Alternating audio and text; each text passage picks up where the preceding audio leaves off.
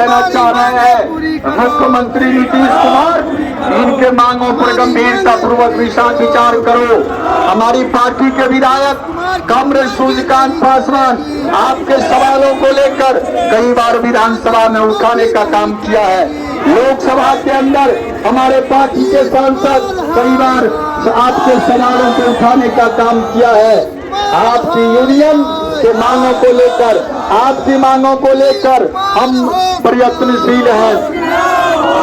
हम लगातार आपके लड़ाई के साथ हैं और आने वाले दिनों में भी आपकी जो मांगे होगी उस मांग को लेकर हम सड़क को लेकर सदन तक रहेंगे और आपके सभी आंदोलन के साथ रहेंगे। यहाँ पर जो है गर्दनी बाग धरना आसन पे आखिर जो है माले के नेता ही क्यों यहाँ पर जो आते हैं, भटकते करते रहते हैं? आखिर डबल इंजन की सरकार में कुछ एक दूगो चिन्ह लोग आते हैं यहाँ पे, जैसे नवल किशोर, जीवन कुमार, संजीव जी, मतलब कुछ ऐसे जो आते हैं कोई विभाग को लेकर, लेकिन अधिकतर जो है माले के नेता यहाँ पर ही आते हैं। विधायक, एमएलए, एमएलसी सब लोग आते हैं, लेकिन उन लोग क्यों नहीं आते हैं? आप यहाँ पर गर्दनी बाग सपोर्ट के लिए आप लोग आए हैं, तो इन लोगों का मांग है कि ठेकेदारी को हटाने के लिए है, जो हम जो काम कर रहे हैं तो उसमें रिन्यूअल हो, वापस काम को लिया जाए। इसमें आपका क्या कहना, क्या प्रतिक्रिया करना चाहते हैं? देखिए, जितने भी अमन पसंद लोग, लोकतंत्र पसंद लोग हैं, सब आते हैं यहाँ। अभी हम सीपीआईएम से, ऐसी बात नहीं है कि सिर्फ माले आते, जो वामपंथी लोग हैं, जो नौजवानों की बेहतरी के लिए लड़ाई लड़ते हैं, किसानों की बेहतरी के लिए लड़ाई लड़ते हैं, खेतिहर मजदूरों के बेहतरी की लड़ाई लड़ते हैं, वो लोग यहाँ आके सड़क पे, यहाँ सदन में, दोनों। आपने अभी कहा कि सदन में आप क्यों नहीं बोलते? हम सदन में बोलते हैं, लेकिन बहुमत का जो खेला है उस खेले के मुताबिक वो करते हैं मनमानी। और अब तो लोगों को सोचना होगा कि विपक्ष को जो लगातार हमारे लिए संघर्ष करता रहा। आप एक उदाहरण मैं सिर्फ दे देता हूं कि एनडीए की सरकार थी, नीतीश जी मुख्यमंत्री थे, एनडीए छोड़ के आए, एक भी नौकरी नहीं दी जा रही थी, जो दी जा रही थी अनुबंध पे। लेकिन महागठबंधन की सरकार आई और उसके बाद परमानेंट नौकरी शुरू हुई। अब अभी अगर चुनाव मेरा 27 में होता तो नीतीश बाबू कुछ नहीं करते। अब देख लीजिए कि इस सरकार की नियति खराब है, इसकी नियत में खोट है। खोट इसलिए कह रहा हूं मैं कि अभी सरकार ने जो शिक्षा नीति में परिवर्तन किया है, उसमें बीच से एक स्कूल को हटा दिया। पहले होता था primary school, upper primary school, middle school और हाई स्कूल। और 10+2 हट गया, 10+2 नहीं, मतलब कि +2 है और उधर 6 तक, इधर 7 से चला आया इधर। तो बीच का जो मिडिल स्कूल था वो गायब हो गया। अब रहेगा मिडिल स्कूल क्या? नहीं रहेगा।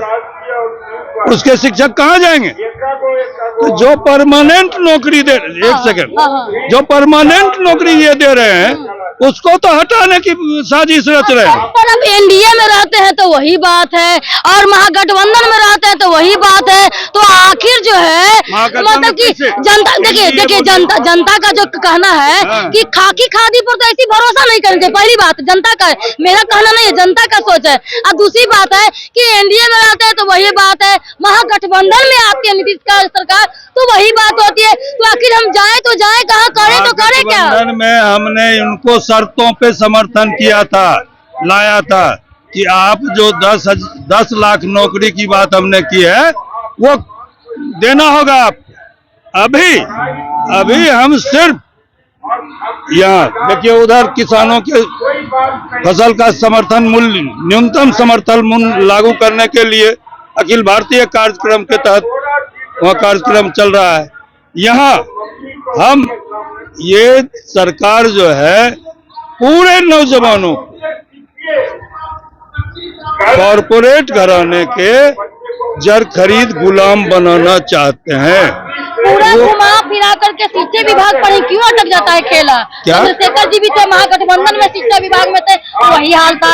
ये जो सुनील कुमार जी है तो वही गए, विजय कुमार चौधरी जी आए तो वही हाल हो गया। क्या हुआ? नौकरी मिली या नहीं, हटाने की जहां तक बात है, क्या इनको हटाया गया? उस वक्त इनको हटाया गया था। देखिए उस समय के हटाने के बाद कार्यकाल पूरा होने के बाद जब कार्यकाल इनका जब पूरा नहीं हो पा रहा 3 साल के लिए है ना, 3 साल के कार्यकाल पूरा नहीं हुआ तो इनका क्या होगा आगे? मैं वही कह रहा हूँ कि इनका कार्यकाल पूरा नहीं हुआ और ये सरकार आई हटा दी। पाठक जी बहाल किए, आए हटा दिए। सिद्धार्थ जी आई तो और सिद्धार्थ जी, ये सिद्धार्थ जी नहीं, ये सरकार हटाई, सरकार ने हटाई है। सिद्धार्थ जी क्या है?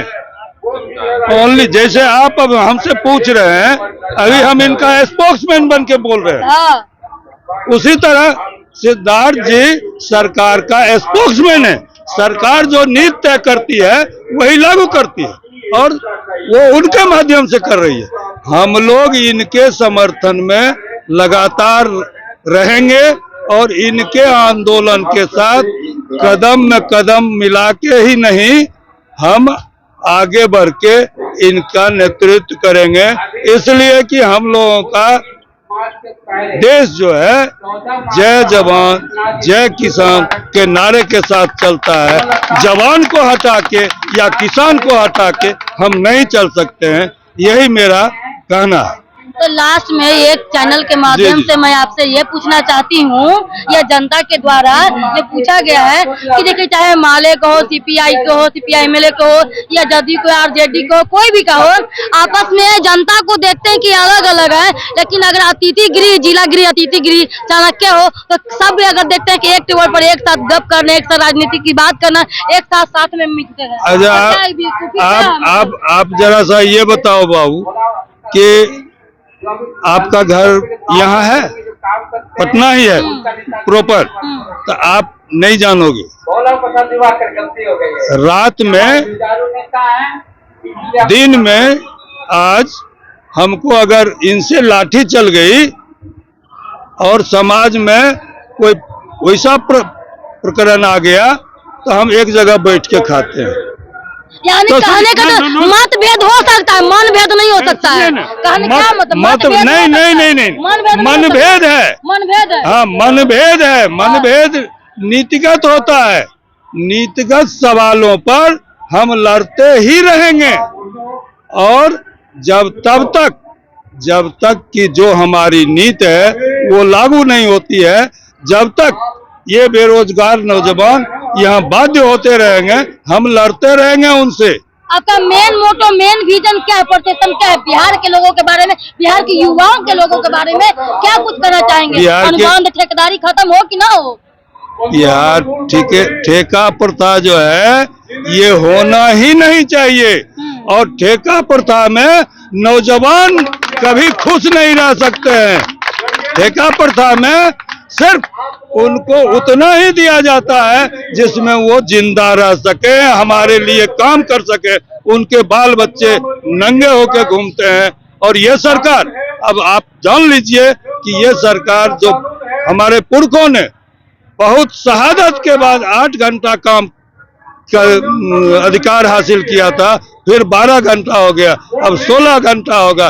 फिर वो जमाना ये लाना चाह रहे हैं जिसमें बच्चे अपने बाप को नहीं पहचानते थे, इसलिए कि सुबह उनके उठने से पहले बाप चला जाता था कारखाना और लौटता था तो वो सो जाता था। ऐसी स्थिति ये लाने वाले हैं, लेकिन अब हिंदुस्तान, आजाद हिंदुस्तान में ये नहीं होगा, ये नहीं होगा।